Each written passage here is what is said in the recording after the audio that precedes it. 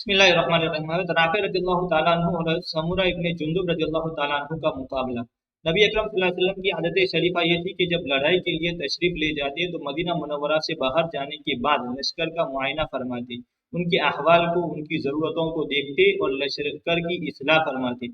कम उम्र बच्चों को वापस फरमा देते। ये हजरत चौक में निकल पड़ते। चुनांचे उहद की लड़ाई के लिए जब तशरीफ ले जाना हुआ तो एक मौके पर जाकर लश्कर का मुआयना फरमाया और 9 उम्रों को लड़पन की वजह से वापस फरमा दिया, जिनमें हजरत ज़ैद भी थे, अब्दुल्ला इब्न उमर, ज़ैद इब्न साबित, उसामा बिन ज़ैद, ज़ैद इब्न अरकम, बरा इब्न आजिब, अम्र इब्न हज़्म, उसैद बिन ज़ुहैर, अरबा इब्न औस, अबू सईद खुदरी, समूरा इब्न जुंदुब, राफ़ी इब्न खदीज रिज़वानुल्लाहि तआला अलैहिम अजमईन कि उनकी उम्र तकरीबन 13-14 बरस की थी।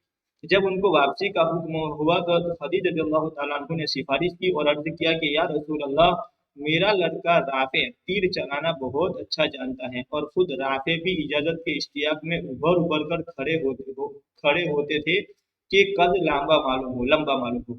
हुज़ूर अकरम सल्लल्लाहु अलैहि वसल्लम ने इजाजत अता फरमा दी तो समूरा इब्न जुंदुब रज़ियल्लाहु ताला अन्हु ने अपने सौतेले बाप मुर्रा इब्न सिनान रज़ियल्लाहु ताला अन्हु से कहा कि हुज़ूर अकरम सल्लल्लाहु अलैहि वसल्लम ने राफ़े को तो इजाजत मरहमत फरमा दी और मुझे इजाजत नहीं अता फरमाई, हालांकि मैं राफ़े रज़ियल्लाहु ताला अन्हु से कवि हूँ।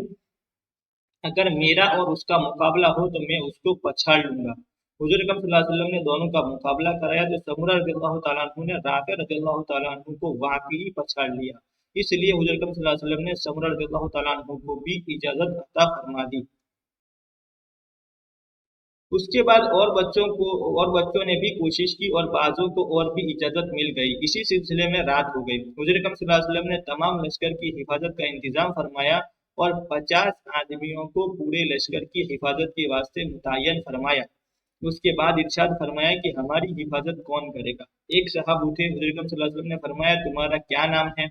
उन्होंने कहा ज़कवान। हुज़ूर अकरम सल्लल्लाहु अलैहि वसल्लम ने फरमाया अच्छा बैठ जाओ। फिर फरमाया हमारी हिफाजत कौन करेगा? एक साहब उठे, हुज़ूर अकरम सल्लल्लाहु अलैहि वसल्लम ने नाम दरियाफ्त किया, अर्ज किया अबू सबा, सबा का बाप। हुज़ूर अकरम सल्लल्लाहु अलैहि वसल्लम ने फरमाया बैठ जाओ।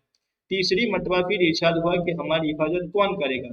फिर एक साहब खड़े हुए, हुज़ूर अकरम सल्लल्लाहु अलैहि वसल्लम ने नाम दरियाफ्त किया, उन्होंने अर्ज किया इब्नु अब्दुल कैस, अब्दुल कैस का बेटा। हुज़ूर अकरम सल्लल्लाहु अलैहि वसल्लम ने इरशाद फरमाया कि अच्छा बैठ जाओ।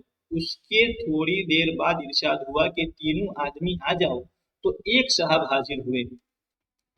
हुज़ूर अकरम सल्लल्लाहु अलैहि वसल्लम ने दरियाफ्त किया कि तुम्हारे दोनों साथी कहाँ गए? 3 आदमी खड़े हुए थे। उन्होंने अर्ज किया कि या रसूल अल्लाह, तीनों दफा मैं ही उठा था। हुज़ूर अकरम सल्लल्लाहु अलैहि वसल्लम ने दुआ दी और हिफाजत का हुक्म फरमाया। रात भर ये हुज़ूर अकरम सल्लल्लाहु अलैहि वसल्लम के खेमे की हिफाजत फरमाते रहे। फायदा, ये शौक और वलवले थे उन हजरात के कि बच्चा हो या बड़ा, हर शख्स कुछ ऐसा मस्त था कि जान देना मुस्तकिल मकसूद था। इसी वजह से कामयाबी उनके कदम चूमती थी।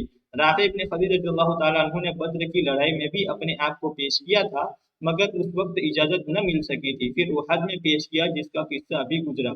उसके बाद से हर लड़ाई में शरीक होते रहे। उहद की लड़ाई में सीने में एक तीर लगा, जब उसको खींचा गया तो सारा निकल आया, मगर बाल का हिस्सा अंदर बदन में रह गया, जिसने जख्म की सूरत इख्तियार की और आखिर जमाने में बुढ़ापे के करीब यही जख्म हरा होकर मौत का सबब बना।